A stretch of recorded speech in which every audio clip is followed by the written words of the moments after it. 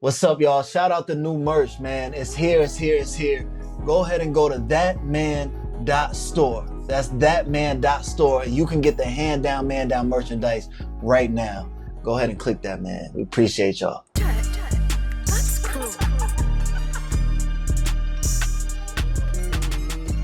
Welcome to another edition of the Mark Jackson Show. I'm Mark Jackson. That is my dynamic co-host, my guy Blue. What's up, Blue? What up, baby? You good? I'm good, man. We on the Come and Talk to Me network. Let's pay some bills first, Blue. I got you, Dad. Shouts out the underdog. Click the link in the description. Use the promo code MARK. That's MARK. They're matching the first time deposit of up to $1,000, and you can get a specialty pick.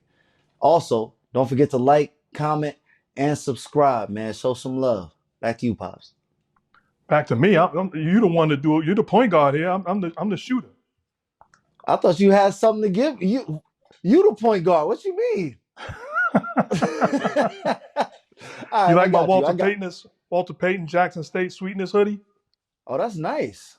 Legend. That's hard. One of the greats. That's hard. By the way, right I got nothing on you. Is that velvet? You know, I had to come out and bring something nice out. I'm shopping. What are you trying to do? You trying to get another job? I mean, you have elevated your fashion game. That's what I'm saying, man. You got its levels. I told you last time I had the olive green. You was asking me. I told you I'm like a tree, baby. I'm growing every single day, more and more. Shouts out to all y'all, Pops. Matter of fact, you just made me.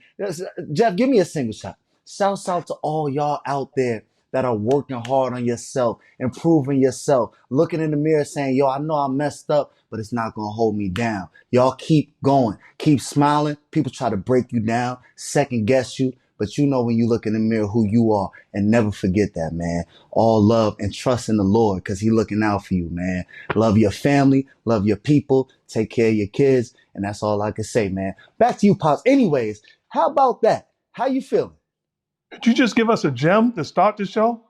And the crazy thing, you did it in your lady's voice. No, it wasn't a lady's voice. That was my serious voice. I just get when I'm feeling something really in my heart. That's just how it comes across. It wasn't meant I'm to talking be about like early in the smooth. show, back in the day when you used to go, I want to say hello to my ladies. Oh, I still say, oh man, you right, Pops. Hold on, I gotta say hello to my ladies. I missed y'all. I forgot about y'all. Wow, Pops. Wow, you right. I talked about the whole All-Star weekend and I did not shout out my ladies. Wow. Wow, Pops. You just blew my mind. I got to get back to myself. I thought I elevated, but growing. I'm growing every day. I'm growing. Pops, I want to know, this is the episode we on. It's about midway through the season. It's time to figure out where the awards are at. And I want to know first, who is your MVP? That's a great question.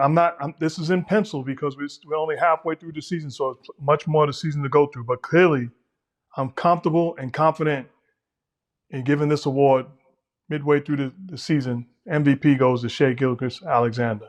The job he's doing, and it's Joker continues to put up historic numbers. But when you think about Shai, Oklahoma City Thunder, what they've done the first half of the season, only lost 10 games. His scoring, facilitating, his leadership, not having their second best player in Chet, pretty much the whole first half of the season, just getting him back before the end of the first half of the season. He's been spectacular. I think he's clearly the MVP choice for me. It's Shai, and I'm comfortable with saying that. He's going to have to drop off tremendously for me not put his name in marker permanently. He deserves that. What are your thoughts on it? I agree. I think right now SGA is clearly in the lead. But that dude in second place to me is a problem. And I don't think there's any time that you can count him out in Nikola Jokic. I think that team is going to be interesting. I think Jamal Murray is starting to come around, which takes a little bit of pressure off of Jokic. And I think that you can never count him out. But obviously, to me, one of my favorite players, and I was talking about him from early on. SGA is my pick for the MVP this year. I will say this. If the Denver Nuggets had a better record and they were in first or second place, it closed the gap for me. And also, if the Joker hasn't won 3 MVPs, there's a little bit of Shai could have won it last year. He's been in the mix. I'm rewarding him because of that. And it's not a shade towards either one of them. They both clearly have put up historic numbers and deserve to be in the discussion. But Shea is the guy that gets the edge for me right now. I agree, Pops. Moving on. Who is currently for you the defensive player of the year? This is a tough one. As crazy as it sounds, to me, it wouldn't have been a tough one. I would have picked Wemby. Wemby as a defensive player of the year. His presence on the defensive end, disruptive in pick and roll action, obviously clearly disruptive in protecting the rim, dominant in my opinion defensively. So it wouldn't have been a tough one. And I say that respectfully to everybody else involved in the voting and has the opportunity to win. But because Wemby is no longer eligible, being out for the rest of the year, you have to go to the next guy, a very deserving guy, a group of guys that I'm comfortable with picking any one of them. And you talk about Jaren Jackson Jr. for his impact defensively, his disruptiveness, protecting the rim, his versatility, being able to guard pretty much, 2 through 5. And then another guy is Evan Mobley, what he's doing with the Cavaliers, anchoring that defense, versatility, the length, disruptive, protecting the rim. A guy at Oklahoma City, Lou Dort, his presence defensively, disruptive. A guy I voted for in the past with my one vote for Defensive Player of the Year. I thought he was very deserving to win it. And then another guy, Atlanta's own, Dyson Daniels, leading the league in steals, versatility, size and length, can guard 1 through 5. But you got to pick somebody. So if I had to pick somebody, as tough as it may sound, I'm going to go with, I don't have an answer until right now. I'm going to go with Evan Mobley because of what the Cleveland Cavaliers is doing. Lou Dort is disruptive, and what he's doing is incredible. They have great defensive guys all throughout that lineup. I'm going to go with Evan Mobley, what he's doing with the Cleveland Cavaliers in the Eastern Conference, dominating the number 1 seed. His presence, his versatility, his shot blocking ability. I just love what he's done from day one. So I'm going to go Defensive Player of the Year, Evan Mobley, deservedly so. Next up, Rookie of the Year, one of the awards that you won. So you're an expert on this. Let me know who's in first place right now. I think it's a tough choice because do you reward winning? Do you reward impact? But my decision right now, first half of the season, writing it in pencil, is Stephon Castle. What he's doing with the San Antonio Spurs, starting, impacting. The future's incredibly bright for him. I thought he was spectacular during All-Star Weekend. But there are guys in the discussion, so I'm not writing his name in marker. I'm writing it in pencil because I respect what Khalil Weir has done with the Miami Heat. I respect what Zach Edey has done with the Memphis Grizzlies. I respect what Jalen Wells has done. Started 25, 26 games, a second-round pick. Those 4 guys are in the discussion for Rookie of the Year, but I'm giving my nod today to Stephon Castle, UConn's finest. I would, man, I love Stephon Castle's game, man. I just don't know if I can gloss over. For me, I think Jalen Wells is my Rookie of the Year choice today. As you said, I think his impact has been felt for a dude that's drafted in the second round. I think that he's proven himself and continues to prove himself, and I think this is going to be an interesting award that's going to come down to the wire. And 2 great players, as you said, more than 2 great players. It's a lot of people, a lot of horses in the race. But for me, I think today I'm gonna say Jalen Wells. I got no problem with that. You got a guy averaging about 12 points a game. Again, started over 25, 26 ball games in the first half for a team that was hobbled with injuries, losing their best player in Ja Morant for a huge amount of the first half of the season. This guy was plugged in and did his job defensively, offensively, timely shots, and a second-round pick. They had confidence and they were comfortable with inserting into the starting lineup, and he has not disappointed. So he has every right to get a vote, and I got no problem if it goes his way. Dad, this is a dicey one. 6th Man of the Year. It's some options. Tell me who you got. It is some options, and it's a tough group with accomplished guys that's impacting the game on a nightly basis coming off the bench. But for me, 6th Man of the Year, I'm going to give the award to Peyton Pritchard from the Boston Celtics. And his impact, I think he gains more and more confidence every time he steps onto the floor. He's locked and loaded and ready. It's a winning team that's probably the favorite to win the NBA championship. So I would go with Peyton Pritchard. But other guys that I got in the discussion, Malik Beasley and what he's doing with the Detroit Pistons on a nightly basis coming off that bench. And then a guy that's a sleeper to me, Ty Jerome for the Cleveland Cavaliers. Coming from Golden State, getting an opportunity to be healthy and whole, playing the 2, playing the 1, whatever's asked of him, he comes off the bench. He's a facilitator, timely shots. He's going to play valuable minutes come playoff time. His impact is for a team that's number 1 seed in the Eastern Conference cannot go unnoticed. So those are the 3 guys that I have as far as front runners for me. I would agree with you. Dad. I would go with that choice. But 2 other names that I would say deserve some credit and recognition is DeAndre Hunter and Karis LeVert. I think that those are 2 other options that have shown this season to come off the bench and make an impact right away. Now, maybe not to the level of Peyton Pritchard because, as you said, it's a top team in the league and winning does matter in these awards.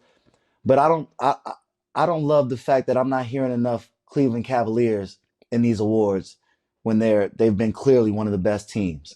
So I'm looking. I agree with you. I think that somebody off that Cavs bench or one of those players deserve some type of award. Yeah, I think the problem with Hunter and LeVert is that they were traded for one another. So it makes it tough to see how much they're going to be impacted. I would imagine that Hunter will probably be a starter when you think about completing that Cleveland Cavaliers roster. He fits best to me in that starting lineup. So I think that'll take away his vote. But I certainly have no argument with what you're saying. The impact and the year that they have it puts them into discussion. But I think the trade hurts them moving forward. That's a good point. Okay, moving on. Let me ask Pops. you a question. What's up? You was a guy that at times during your career, maybe early on in high school and then in college, how tough is it coming off the bench and impacting the game on a nightly basis? Oh, for me, that was one of the toughest things. That's why I look at dudes like Lou Williams, Jamal Crawford, and I'm like, that is amazing because not only do you have to stay ready, not only do you have to be mentally prepared, but you have to be so mentally tough because as a player, even if you're getting paid just as much as these dudes or more, it is a knock to your ego sometimes to have to come off the bench when you've been a starter your whole life. A lot of times you start to think, okay, why I'm better than this dude, or I should be doing this, or the minutes of this. So for you to be able to play a role, this is one of the most impressive awards to me. Even though people would say MVP, all of these things, when I look at the ability to be a team player, the 6th man is the pinnacle of that. You've taken a back seat, even though you may be better than somebody in the starting 5. So it was difficult for me, Pops. I'm not gonna lie, but it is something that I believe is an award that's special. And the difference between you and I coming off the bench is, if I came off the bench, I'm coming off the bench as an orchestrator. I'm handling the ball. I'm conducting the offense. I'm initiating, putting the ball in the right hands. I'm making plays. You think one way, that score. So it's different for me coming off the bench as opposed to you coming off the bench. The mentality of being a scorer, and coach says, Blue, go get Junebug. You thinking, how can I cook? 1000%. I wasn't thinking about the flow of the game. I wasn't thinking about nothing. I'm thinking I'm about to go on an 8-0 run right now. They're gonna get a timeout and I'm gonna come back to coach like I told you. Put me in. That there is an advantage as a scorer because you're watching from the bench how they're defending the pick and roll action, how they're defending the go-to guy, how they're defending, floppy action. So you get to see how you can take advantage once you do get inserted into the ball game. Let me ask you, because this is an interesting conversation. Who do you have as your greatest 6th man of all time? I've seen so many. I got to put them in categories. Jamal Crawford is in the discussion. Lou Williams is in the discussion. The great Andrew Toney with the Philadelphia 76ers is in the discussion. And then a guy that was spectacular, John Havlicek with the Boston Celtics during their great run, coming off the bench. So those are the guys that off the top of my head, I put in a category in a special room of 6-man award winners.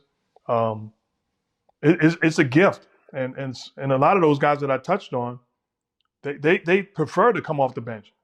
I can remember times where they'd be like, no, I don't want to start. I want to come off the bench and impact in that way. It's a gift to be able to score or impact the game in a special way on a nightly basis coming off the bench. Man, you're Oh, I basketball. forgot my guy Vinny Johnson from the Detroit Pistons, the microwave. He's another guy that's in the mix. I was just about to give you credit and say you're a basketball savant for pulling John Havlicek, but then you doubled down. You just pulling him out the hat, pops. You Nah, for real, Vinny Johnson, microwave. These are players that were able to come in and impact the game, no matter where the game was. When it was time for their number to get called, they were able to lock in, and that's impressive, man. Let me ask you a question. It just hit me. Did you have a problem with Chris Paul and Wemby tanking the skills challenge? Absolutely, and I'm not the only one. It seemed like Wemby had a problem with it too. What is going on? What was that, pops? What's going on, man? Did you see that they said it was Wemby idea? I throw the flag on that. That's not true. I don't believe that. There's no way that was Wemby's idea. There's no way. I don't even think they felt like they was gonna get disqualified like that. I think they thought it was gonna be cool or funny. But when I sat there, I'm like, these was just done, and it's all. And Wemby was looking the same way, like they tried to pull a fast one. Yeah, they pulled a fast one. He was out of there. So the funniest thing though is I saw the look in Chris's eyes, and it reminded me of when I used to play when you was almost at the end of your career and you didn't really want to play no more. And he looked like he was sitting back, relaxed, like, y'all ain't gotta tell me twice. I'm disqualified. Yeah, I read it differently. I read it where Chris Paul was pointing the finger like, yo, you did it. It wasn't me. It wasn't me. It wasn't me. we disqualified. What? No, it was no. I was shocked. I thought it was, for lack of a better term, it was strategic and somewhat brilliant, but you can't cheat the game. You can't cheat the game. No, you can't cheat the game, man. It was a great attempt. I know they didn't even try to shoot. They just threw the balls like, what are we doing? Oh, that is hilarious, man. They tried to finesse the game. Try to finesse it for real. Let me know, Dad. Who do you have going on to the next award as the coach of the year? There are a lot of guys in the mix.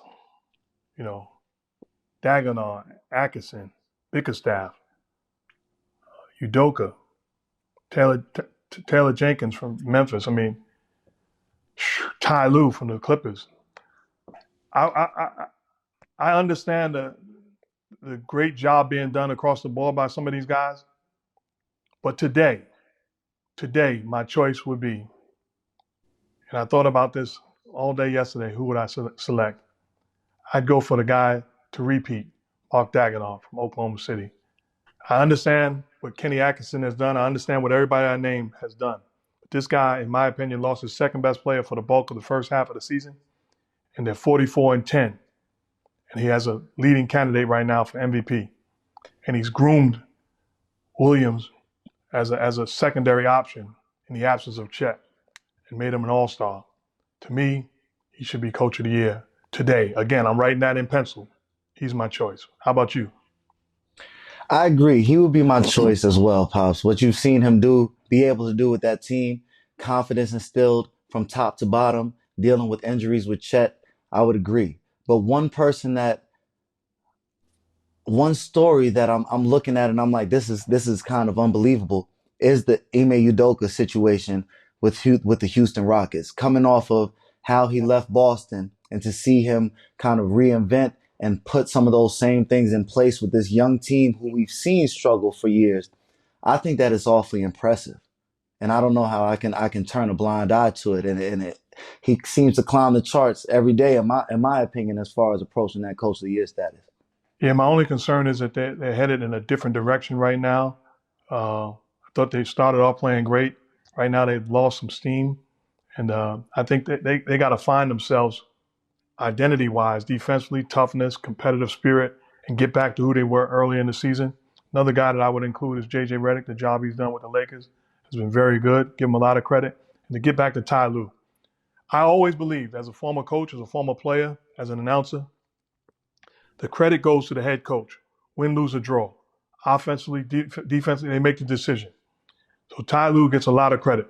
But I got to give a special shout out to the defensive coordinator of the Los Angeles Clippers, my guy, my brother, family for life, the great Jeff Van Gundy. His impact, and I saw a quote just the other day, James Harden talk about how Jeff Van Gundy encourages him, inspires him, leaves him notes and messages and just to make him a better player and defensively challenges him. I watched it firsthand as a former player of his 2 times, watching him as a young assistant, watching him as a student of the game. If you told me I can go to anybody and pick their brain basketball-wise and get their opinion, 2 guys I'd go to right away would be Coach Jeff Van Gundy and Coach Pete Myers, my former assistant. 2 guys that I got an incredible amount of respect for, are basketball geniuses. And you think about it, without Kawhi Leonard playing for a lot of the first half of the season, those guys defended at a high level. They're 31-23, and Jeff Van Gundy's impact cannot be denied. Again, I give credit to Ty Lue because he's a brilliant basketball mind. He's a great basketball coach. He's a future Hall of Famer. But I got to show some love to my guy, the legend, Jeff Van Gundy. Dad, you wasn't lying. It's a lot of great coaches in this league right now. It's a lot of great coaches that deserve credit, and it's a great spot that the league is in to have these minds at the helm. And I think if you cover in the league, and I'm boys with you, if Jeff Van Gundy had the Los Angeles Clippers at 23-31, he's my guy, he's family for life, I would still say he's got to do a better job. He's not doing the job that he was brought to do.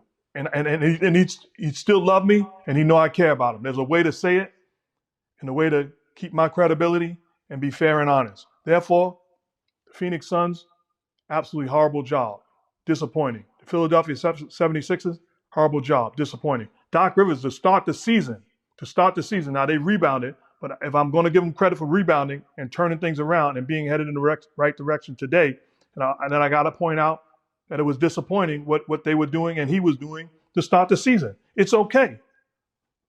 Even if you're my boy, you're my friend, let's be truthful. Let's get back to reporting the facts as opposed to sugarcoating stuff. And if you can't take the heat, I'm going to say get out the kitchen. You know, they say that the NBA has gone soft. I think some of the media has gone a little soft too. It's a lot of buddy, friendly. I'm coming to see you for dinner, and I'm not going to say anything about you going on. So that's real, Pops. And it's okay to go to dinner and chill, but I got to be able to tell the facts. One of my guys is somebody that I didn't speak to for years that I couldn't stand, and he couldn't stand me. That's the great Hall of Fame writer, Peter Vesey. The reason why I found out we finally broke bread and realized that we cared about one another is because I realized when he found out what the truth was, he reported the truth. Now, he killed me for years, which if he came to my wedding, my dad would have beat him up. He knows that. My dad was looking for him. My dad ain't had a fight in his whole life, but he was looking for Peter Vesey. But to make a long story short, when he found out what the truth was, he reported the truth. And I respected that. And I realized he was reporting his truth.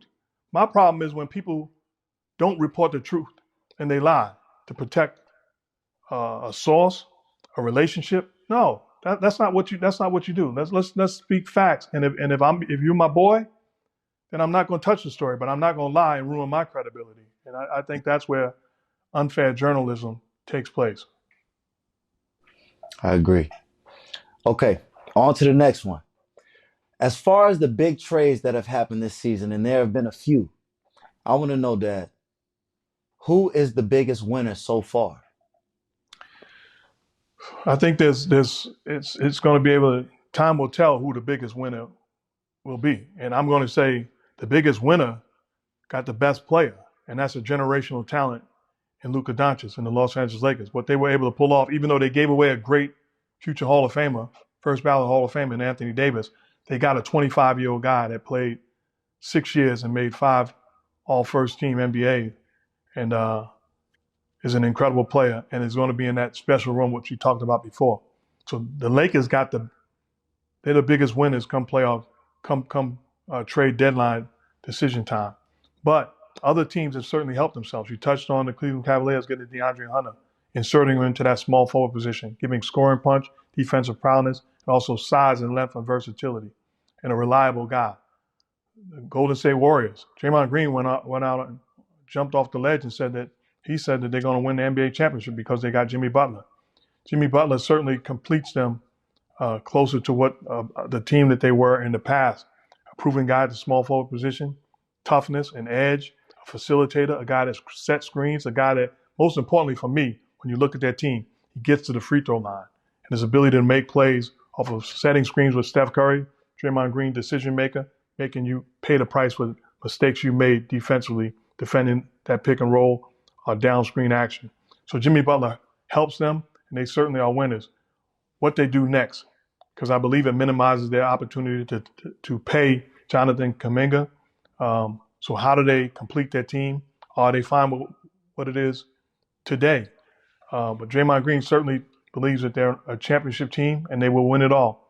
Time will tell, and that Western Conference is absolutely loaded. But those are some of the winners, in my opinion. And another one, San Antonio Spurs. We talked about the generational talent that Wemby is. They went and got a proven 25-point scorer in De'Aaron Fox, who can make plays out of pick and roll, can make plays in isolations, can make plays in transition. And what I've watched the last couple of weeks for him has embraced the challenge defensively, defending other teams' point guards. So those are some of the winners in my opinion. What are your thoughts? I'd agree. Every trade that you said leads me to say that the winner is the fans. The fans have won with these trades. I look and I say, okay, the playoffs are approaching, and I don't know what's about to happen. You got Luke on the Lakers. You got AD as long as he's healthy. The Mavericks are one of the best teams in the league. Almost remind me of a 90s team. It's been a while since I've seen a team with this great of a point guard, with this great of a big man. And so it's going to be interesting. As you said, De'Aaron Fox with that same type of 90s vibe, with a great PG, with a great big man. It's a lot of storylines that will have the fans on the edge of their seat as the playoffs approach, and even as the playoffs go deeper. This may be the last hurrah for LeBron. This may be the last hurrah for KD or these type of players where, not KD. KD got a little more time. But this might be the last hurrah for LeBron. We never know if we'll see him at this level again. And so it's a lot of storylines that I'm interested to see. I'm glad you brought it up because I looked at it from painting the Los Angeles Lakers as the biggest winner, getting Luka Doncic, and totally ignored, which I shouldn't have. Dallas Mavericks is another team that won. Even though they gave up a generational talent, they did get a Hall of Fame big man that completes them and really takes away the hole that they had at the power forward position. And now the versatility of putting P.J. Washington with Anthony Davis, with Lively, with Gafford, with Kyrie Irving, with Klay Thompson, with the versatility that they have coming off the bench. I wouldn't be shocked in the genius of Jason Kidd. I wouldn't be shocked if the Dallas Mavericks was in the championship mix and won it all. They need Anthony Davis healthy. The only tough part of the decision of making the trade to me was giving away Luka Doncic, obviously, the talent that he is, but the health of Anthony Davis. Can he remain healthy and sustain the level of play without falling apart, which we've seen him do in the past? If he's healthy and on the floor, I wouldn't have made the trade, but I understand the trade. And it makes the Dallas Mavericks championship worthy and a dangerous threat in the Western Conference. We saw it. He played three quarters and change before he exited the ball game, but he was dominating in his first appearance in the Mavericks uniform. Absolutely dominating. Yeah, it's going to be very interesting. So is that your pick for the NBA Finals this year? Is that who you're saying taking it home? Who? The Dallas Mavericks. You putting words in my mouth? You never asked me that. I didn't say that. You never asked me. Go ahead. Let me ask. Who do you have winning the NBA Finals this year? It's wide open. I see 7 to 10 teams with a chance to win it all. And that's not saying that 7 to 10 teams are great, but 7 to 10 teams could be the best team in the series and move forward. If you twisted my arm and asked me to make a decision today, I'm going to write in pencil the Boston Celtics, even though I don't love how many threes they shoot on a nightly basis. Even though I understand the analytics side of it, I think they got to be able to, during nights where they're not knocking down shots, have an adjustment and a plan B. I think Cleveland's dangerous, but I'll go with Boston. And in the West, it's wide open, but I'm going to go with the Oklahoma City Thunder. But the Dallas Mavericks, if they are healthy, can beat anybody. If they're healthy, can beat anybody. So I'm going to go with Boston against Oklahoma City. And I guess I'll go with the Celtics to win it all again. But I'm writing it in pencil. I'm not sold on it. But you're forcing my hand. And the easy way out is to say, I don't know. I'd rather not answer right now. But because it's blue in the black on black crime outfit, I got to go with my decision. I appreciate the answer, Pops. You have an answer? You still Lakers all the way? Oh, man. Here's the thing. I'm going to tell you, Pops. I want the Lakers to win. But when I look at this trade between the Lakers and the Mavericks, I do feel that the Lakers won in the long run, but this team that the Mavericks have secured for this season and the near future is unbelievable.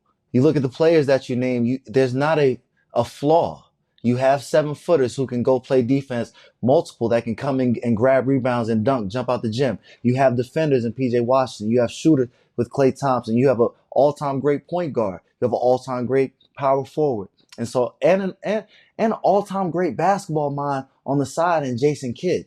And so I think my choice for the winner of the finals this year is going to be the Dallas Mavericks, which is surprising for me, seeing that they've come off of Luka, but watching them in the finals against the Boston Celtics and seeing the slight changes that they've made, if I'm part of that organization, I feel like we have a shot, a genuine shot. Let me make a quick point. To the Dallas Mavericks fans that's acting the fool, relax. Death threats? Nico Harrison? Death threats? Are you serious? It's not that serious. His job is to make decisions, tough decisions. And do I agree with it or not is not important. But think about it. We sat here today during this broadcast and picked the Dallas Mavericks to have a legitimate chance to win a championship. And you talking about death threats? It's basketball. It is basketball. Let's enjoy the game, celebrate the game, and root for our fans, root for our players and our team that we have vested interest in. Let's get away from the death threats. That's not fun, and that's not what this game is all about. Celebrate the blue and white and the Dallas Mavericks and move on. If you don't want to root for them, don't root for them. But death threats over a basketball game, you're better than that. The same ones sending the threats will be sending the request for an Anthony Davis statue if they win. You know how it goes. I mean, whatever happened to just burning the jersey, even though that was foolish. I mean, I got no problem with that. Whatever happened to burning the jersey? I mean, get that jersey with Nico's name on it and burn it if you choose to. That's on you. But death threats? What are we doing? You're right. It's gotten out of control. Can you imagine how crazy it would be if I replaced you as a host? Next night as Johnny Jones hosting with the Mark Jackson show, I'd get death threats. The way you elevated your fashion and your look, I mean, that's saying a lot because you was clean and flying in. I don't need you to, amen. I don't need you. Humility. Let me take this. My bad. You sitting there like, yeah, I was. I don't need that. Go ahead, man. Man, shouts out to all of y'all, first of all. Don't forget to like, comment, and subscribe. Show some love in the comment section. We read and interact with y'all all the time and appreciate just knowing that y'all are listening. Blue, hold on. One more thing I got to get to. I got to get to this. Bobby PORTIS of the Milwaukee Bucks, veteran, class act, suspended 25 games for violating the league's anti-drug policy. 25 games for taking a illegal substance and putting it in his body. He believed he was taking Turinol, and he actually took Tramadol or Tramadol, whatever it is. He didn't know neither, so why should I know? It doesn't matter. But 25 games, Milwaukee Bucks will miss Bobby PORTIS, and he's suspended. I said he's a class act. He's loved, absolutely loved. I called finals games in Milwaukee where the number one guy that fans embraced and cheered for was Bobby PORTIS. I got no issues with Bobby PORTIS. But his agent, Mark Bartelstein, who was once my agent years ago, said it was an honest mistake, and they're not going to appeal the decision. I agree with not appealing because at the end of the day, it's in the system. It's an illegal substance. 25 games is what it's called for. You don't want to have any grace for anybody because ultimately everybody's going to have an excuse of why it's in their system. Hardcore suspension, deservedly so. Acknowledge it, move forward. I don't think that Bobby PORTIS has any issues at all with illegal substances, but this time he did. It's unfortunate. The Bucks will miss him, and it's a tough loss for Bobby PORTIS and the Bucks. So wish him nothing but the best. But unfortunately, the decision has been made, and I agree with the decision. Shouts out to Underdog. Click the link in the description. Use the promo code MARK. That's MARK. And then matching the first time deposit of up to $1,000. And you can also get a specialty pick. Appreciate y'all, man. Remember, as a young kid living overseas with his family, they decided to move their family to Philadelphia. He moves to Philadelphia, and he's not accepted in school. Not accepted by his peers, his friends, and his classmates because he had a tough time grasping the English language. So he didn't get invited to parties, to hang out with the classmates, or nothing. So every day after school, he'd come home, do his homework, then go to the rec room at his house, dribble the basketball until he dribbled himself to sleep. Every single night doing that same thing. Upset that he wasn't invited to the parties, but worked on his craft. We know that kid today as the late, great Kobe Bryant. What a story. You're isolated for a reason. Work on your craft and make history. Blessings.